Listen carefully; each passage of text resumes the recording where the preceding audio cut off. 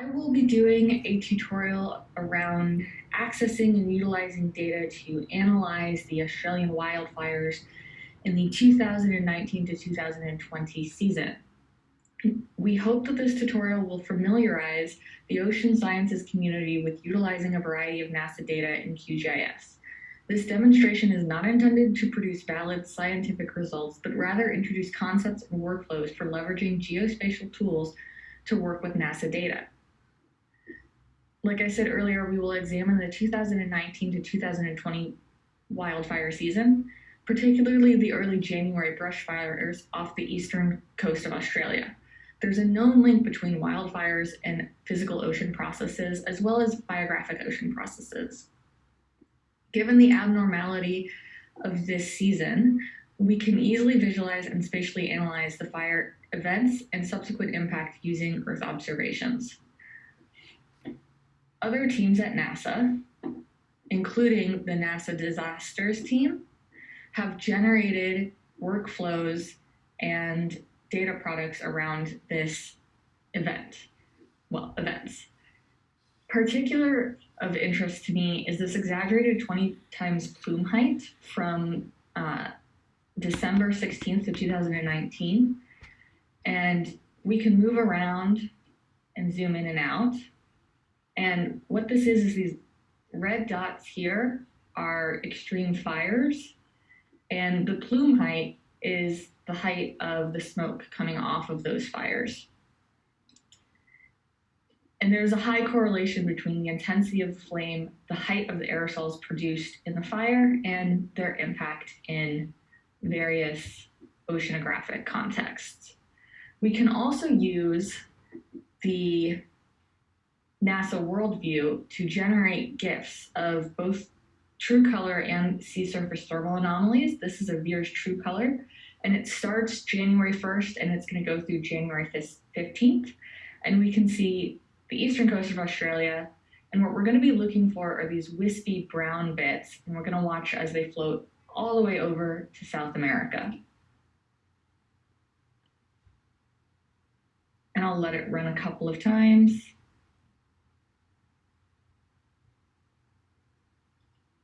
And hopefully that's a good indication that there is a correlation between land events and ocean events. You can also see the sea surface thermal anomalies, and it occurs through the same date range. And you can see that we do have both cold anomalies as well as warm anomalies that occurred during this time. So what will we be doing in this tutorial? Well, we're going to import a variety of data for both NetCDF and GeoTIFF formats from NASA's Earthdata Search and AppEEARS. Earthdata Search is the global repository of NASA data collections where you can filter, query, and download individual files. NASA AppEEARS, run by the LPDAC, is a data extraction and transformation tool, which can subset and reproject many of NASA's data. We will be using AppEEARS daily surface reflectance, scoured from sourced, and level 4 GHR SST RAM SSA Australian daily sea surface temperature data, sourced from Earthdata Search. Like I said, we're going to be doing this in QGIS, so this is our main work zone now. And we're also going to address data integration concerns by creating steady area shapefiles, clipping our data to the region of interest, removing landmass observations from our data, generating normalized pigment chlorophyll indices, and creating custom symbology for visualization. Then we'll integrate domain-specific data to present a variety of scientific inquiry paths. As I mentioned earlier, we're getting a lot of our data from NASA Earthdata Search, as well as NASA AppEEARS. And I did mention NASA Worldview, which is a wonderful resource that has over 900 imagery layers that you can actually pull into QGIS using OGC WMS. We aren't going to use that for this project, but I did think it was worth mentioning. So for this project, under my input files, you can see that we're going to be using AppEEARS surface reflectance layers, We're going to be using the I1 and the M1 bands to create normalized pigment chlorophyll indices. And we're using this data because they have a daily cadence, individual band measurements, and a ground surface resolution of 500 meters per pixel for the I band and 1,000 meters per pixel for the M bands.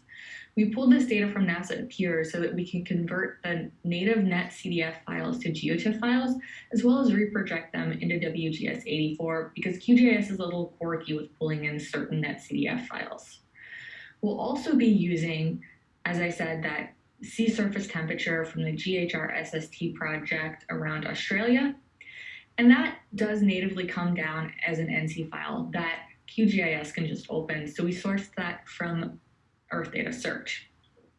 So the first thing that you would do is you would pull in all of your data in your input files. And I also have a world ocean shapefile behind. And you can see that the data from AppEEARS, which is this stuff and this stuff, imports, but is split because our data crosses the 180th meridian right here. And then you can see that the net CDF sea surface temperature data comes in, but it doesn't split, it just hangs out over here on the left-hand portion of my data area. So what are we going to do in order to get all of the data layering over each other in such a way that we can ask questions and find answers? Well, the first step is to create some shapefiles so that we can subset our data just to our areas of interest. So the way we do that is we go to,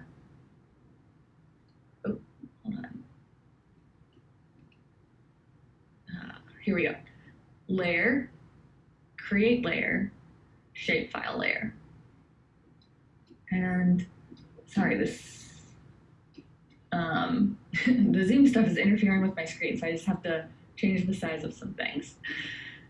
So what we really want to make certain is that we know what we're saving all of our data as and where we're saving that data. And all of this is done on my local machine. So I'm creating some shape files, and what I have here is my normal file directory for my project. And then I have input data, which is all that data that I imported earlier, and I have my output files, or files that I'm generating in this workflow. I like to keep things relatively organized, so I'm going to put all my shape files in the shape files folder. And I'm going to start with a study area shapefile. And I'm going to click save. And it's going to give me a warning because I already did all of this just in case QGIS likes to get cranky when it's being projected via Zoom. So if I wanted to fully complete this, which I'm going to do right now, I'm just going to click replace. And then under geometry type, we're going to be making a polygon. I want to make certain that I'm in EPSG 4326, which is the standard WGS 84 cartographic projection. And if you hover over it, you can see the full datum information. All right, I'm going to click OK. And again, it's just going to throw this warning because I already did this, but we're just going to ignore it, say yes, let's create that. And I'm going to pull that down into here. And you'll notice that nothing has shown up. And that's okay because it's a blank shapefile layer. So what I'm going to do is I'm going to turn on editing. And I'm going to say create a new polygon. I'm going to go over here and say I'm really interested in this area just around Australia. That's mostly what I care about right now. So I'm going to do a variety of left clicks. And then once I have my area selected, I'm going to do a right click on the inside. I'm going to save this as 001. And you can see that my polygon has been created. Now I'm going to save my shapefile, and I'm going to toggle off my editing. And this is great. This will take that large layer down to just the Australian area. But Australia also includes the landmass. Maybe I don't want that, especially given that we're doing an oceanographic-based inquiry. So what I can do is I can go to Vector, Geoprocessing Tools, Clip, and I can take my study area, the overlay area is going to be this world oceans. And what that's going to do is it's going to clip the study area down to just the ocean parts of it. And again, I'm going to save to file. Under shape files, I'm going to go study ocean mask. Yes, I want to replace it. And you might just have noticed that I clicked OK on the file name and all of a sudden that window disappeared. This is just a quirk of QGIS on a Mac. All you have to do is open up to all windows, click back into the window that you were using, and you're good to go. Something to be certain that you keep clicked is this open output file after running algorithm. This appears on almost every single geoprocessing tool in QGIS, and this just auto imports the file into your project. Just something to keep an eye on. All right, I'm going to click run, and it happens very quickly. I'm going to click close, and there we go. It is right there. And you can see that the study area underneath it. And if I unclick the study area visualization, there is definitely a hole so that now I have just the area I'm interested in, as well as no land masses. All right, the next thing I'm going to do is generate those raster calculations, those normalized pigment chlorophyll indices. And I'm going to do that with my raster files. You might think, oh, well, I have to go click and select my raster files down here. QGIS actually has a raster calculation directly under the raster header. So I just click raster calculations. Now, any normalized difference index is going to have the same relative calculation. It's going to be A minus B over A plus B. And this is going to work for anything that is a difference calculation. For us, it's specifically going to be I1 minus M1 divided by I1 plus M1. And I do have to pay attention here. Make certain that I'm getting January 1st, 2020 and January 1st, 2020 in my layers, because I do have the 1st, the 7th, and the 31st of that month, so that we can take a look and see what happens to the chlorophyll indices over the course of the month. I can choose where to save it, NCPI raw, and I can choose it as NCPI 11-2020. This part I'm not actually going to run because it can take a little while, but if I wanted to run, I would click save, and I would click OK. But instead, I'm just going to go over here, and you can see that I have one for the 1st of the month, the 7th of the month, and the 31st of the month. All right, but again, this produces data outside of the area that I'm really interested in. So what I want to do is I want to clip this down to just this study ocean mask area. And I do that by going to raster, extraction, clip by mask layer. And my input layer is going to be any of my regular NCPIs. We're just going to start with the 1st of January. And then my mask layer is going to be the study ocean mask. And this is why I use the word mask when I'm creating that shapefile, just so that it's very easy for me to see that out of all of the shapefiles I have in here, that mask one is the one I'm going to be using for this step.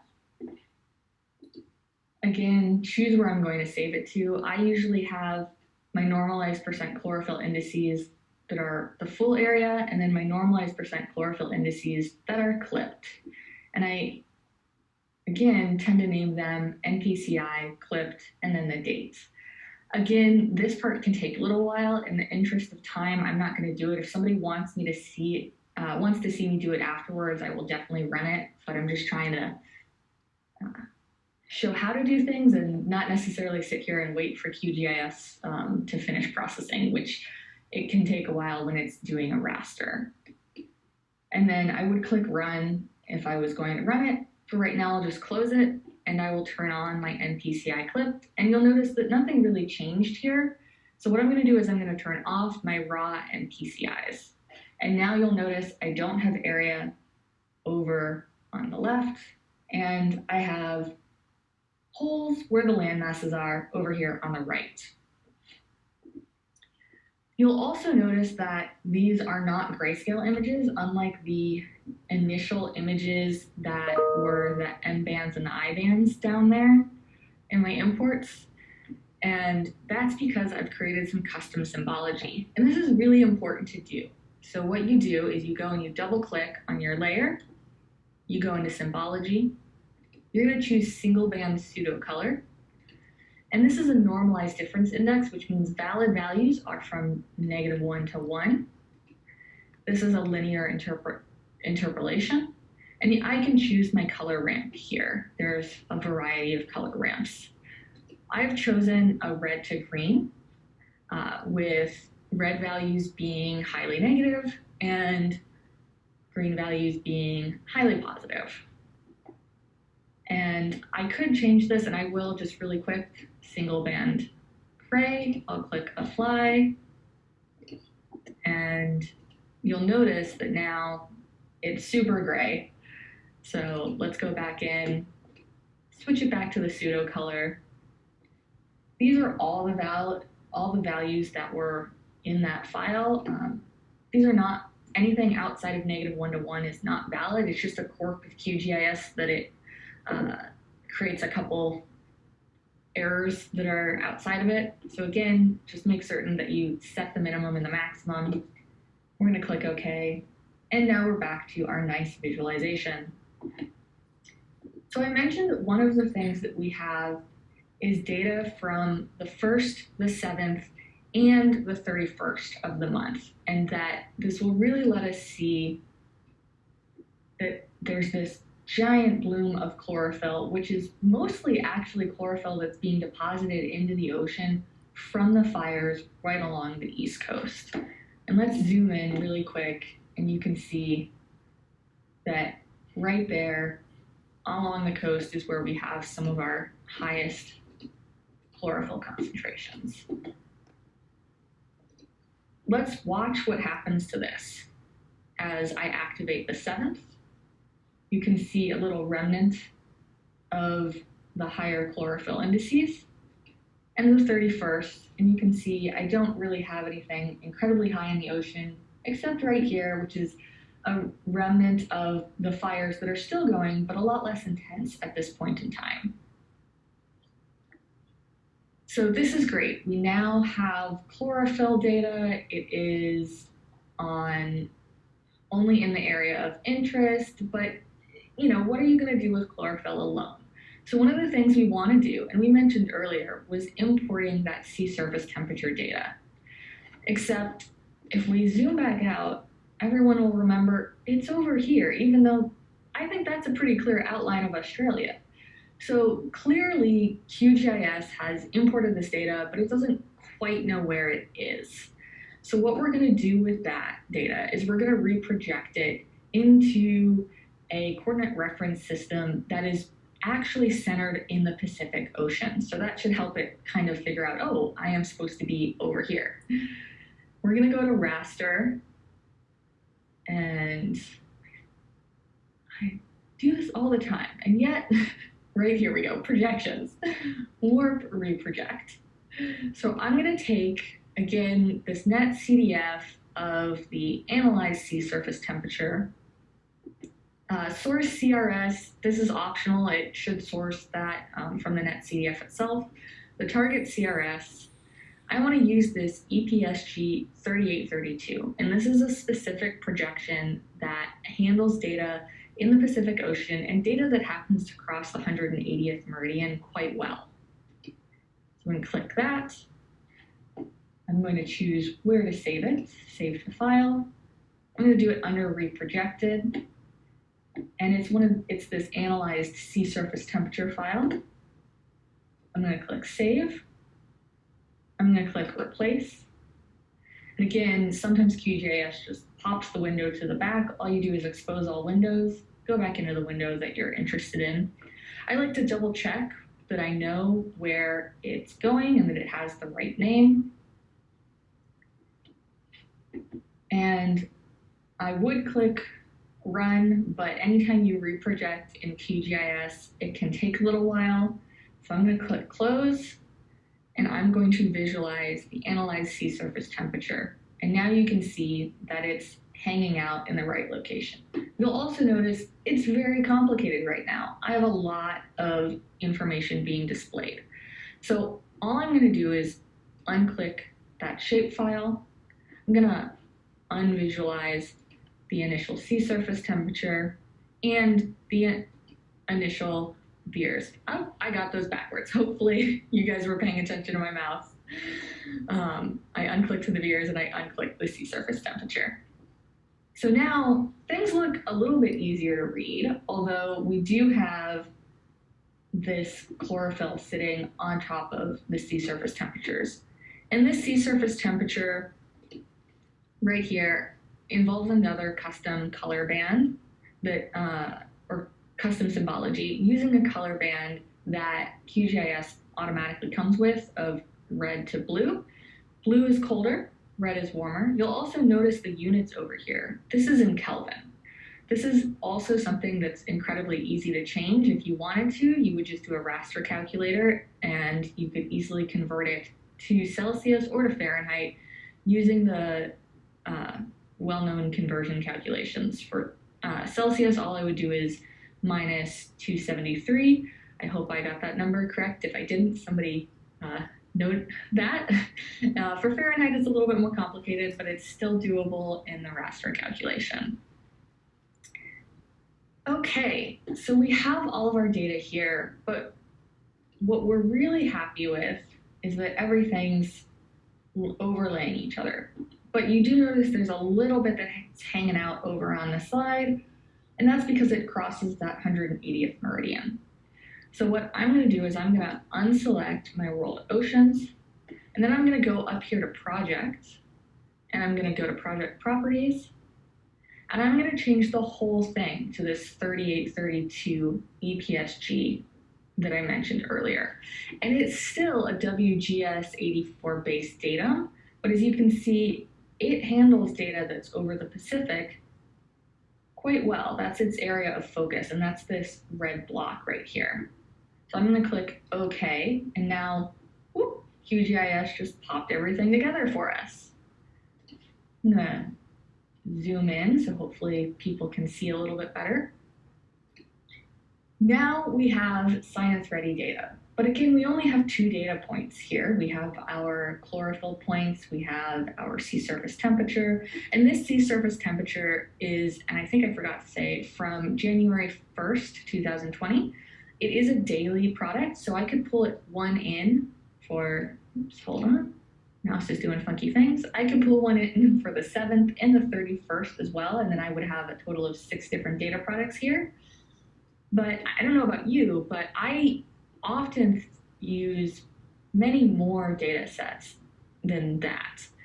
So let's think about some questions and some other data sets that we could use to leverage GIS tools to enable open science.